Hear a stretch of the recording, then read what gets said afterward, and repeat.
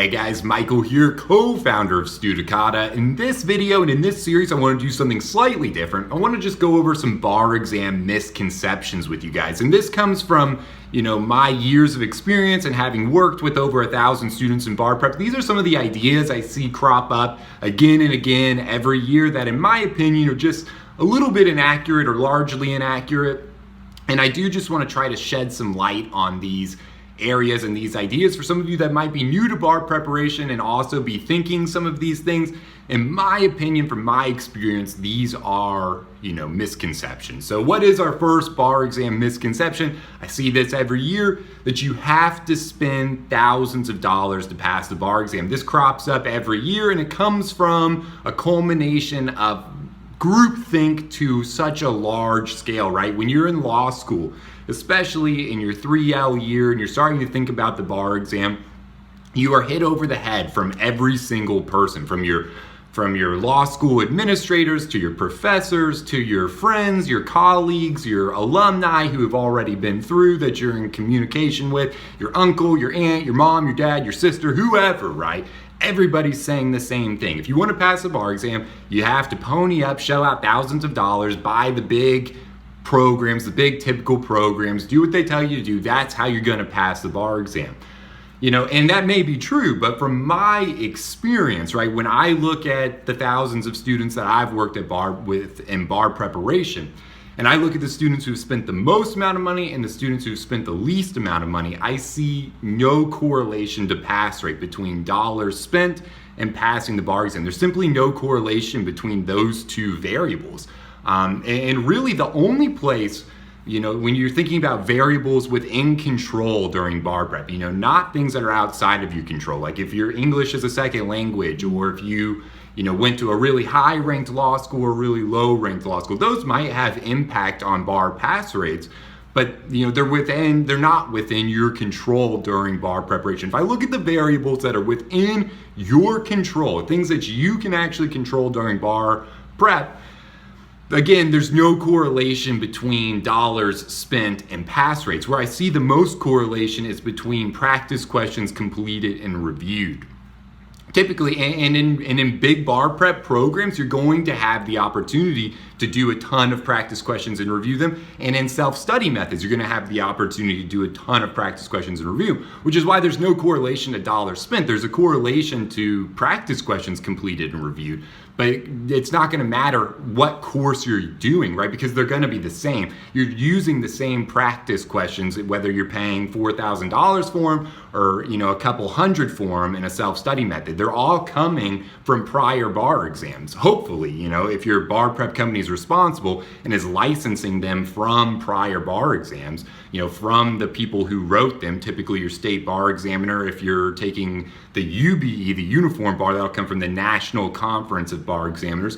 But it doesn't matter, right? If you're spending thousands of dollars or if you're spending a few $100, you're doing the same exact questions. You're taking the same prior bar exams. So what you're getting if you pay more, if you pay thousands of dollars for the big program, what you're going to get is all those textbooks and video lectures and digital interfaces and all of the stuff that comes with it, all the bells and whistles, which in my opinion, to a large degree, are completely useless, right? And in a lot of ways can actually hinder your bar preparation more than it can help, especially when it comes to the fact that, these big bar prep companies are going to send you a shipment in the mail of 8 textbooks of information, hundreds of hours of video lecture. If you had infinite time to prepare for the bar exam, I think that those things would be great. They wouldn't necessarily hurt you at all. But the fact is, you don't have infinite time to prepare for the bar exam. Most of you are only going to spend around 8 weeks preparing. You simply cannot get through the amount of material that they're throwing at you. And the big bar prep companies know this. They know that no person can get through 8 textbooks of black letter law in an 8-week study period. It's just impossible, but they're throwing it at you anyways. I think that's because they want you to have everything that could possibly be tested.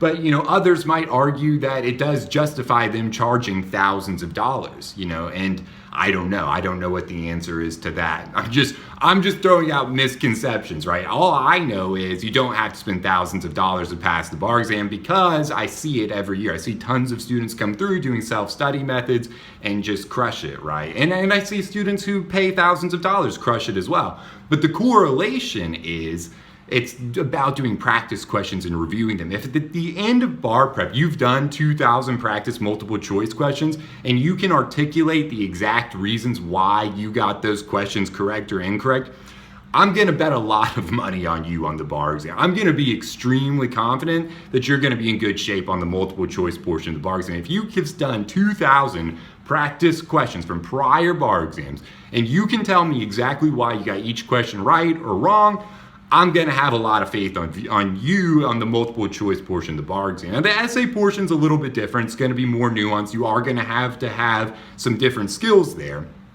But at least for the multiple choice portion, I don't think you need any of that. I don't think you need any textbooks, any video lectures to pass the multiple choice portion of the bar exam. All you need is prior bar exam questions and answers to them and explanations for the answers, and you can get that for super inexpensive, right? If you go to, I think adaptabar.com is probably the best out there if you are interested in this. I'll put a link in the description.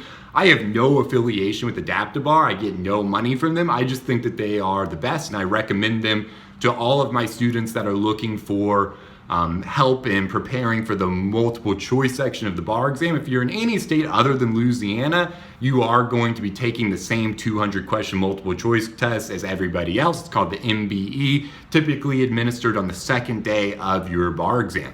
And this company, Adaptabar, just gives you a great digital interface, the same type of digital interface, if not better, that you're going to get from a big bar prep company for a fraction of the cost, and you're going to get all of the same features and everything else, again, for a fraction of the cost. But the main thing is you're going to get a bank of over 2,000 practice multiple choice questions that you can sit there and do and review, and they're going to give you all the explanations and answers that you need, again, for a fraction of the cost. So highly recommend that you check them out. But that still won't get you anything. Well, it will help you for the overlap, but it's not going to be enough to get you ready for the essay portion of the bar exam. That's a little bit of a different beast. You are probably going to have to review some amount of black letter law for the essay portion, just because you're going to have to pull things purely from memory. So you are going to have, to a degree, some black letter law memorized to pass the essay portion of the bar exam, which is going to require you to do some type of passive review, right? From outlines, textbooks, flashcards, video lectures, however you're doing it, you're going to have some black letter law committed to memory, to pass the essay portion of the bar exam. And the best way to do that is probably from some type of outline or material. You probably can't get away with just doing practice questions on the essay portion. But again, that doesn't justify spending $4,000 just to get some textbooks, right? That give you way more than you actually need. There's lots of companies out there that can help with this. Of course, this is the reason why Studicata exists, why we were built. If you have any interest, of course, there'll be a link in the description. You can check out our outline. We call it the best outline in bar prep. It's going to cover virtually every rule that has been tested on the bar exam over the last 20 years in under 200 pages. So that makes it much, much more manageable. And again, for a fraction of the cost of big bar prep. So a combination of our outline and Adaptabar, our outline to help you with the essay portion and some overlap on the multiple choice, and Adaptabar for the multiple choice portion. If you have both of those, I really don't see a weak spot. And again, that's going to be for such a smaller price than the thousands that you're going to pay for a big bar prep course. Droning on way too long here. So basically though, that's our bar exam misconception. Number one, that you have to spend thousands of dollars to pass the bar exam. You simply don't. Again, having worked with over 1,000 students, I see zero correlation between dollars spent and pass rates. So just something for you to consider, something for you to think about. I know most of you are going to roll your eyes at this and you're going to go for it and spend the thousands of dollars. By no means do I think that that is, meaning that you're going to fail the bar exam. I still think that you can go out there and rock it. I've seen many students obviously come through spending a lot of money and do really well on the bar exam. Either way, I think you're fine as long as you're getting the practice questions done and reviewing your answers critically. You're going to be in great shape. With that, I will leave you to it. As always, I hope that you find a way to study less and practice more. I wish you all the absolute best in your preparation for the bar exam, and I'll see you in our next video.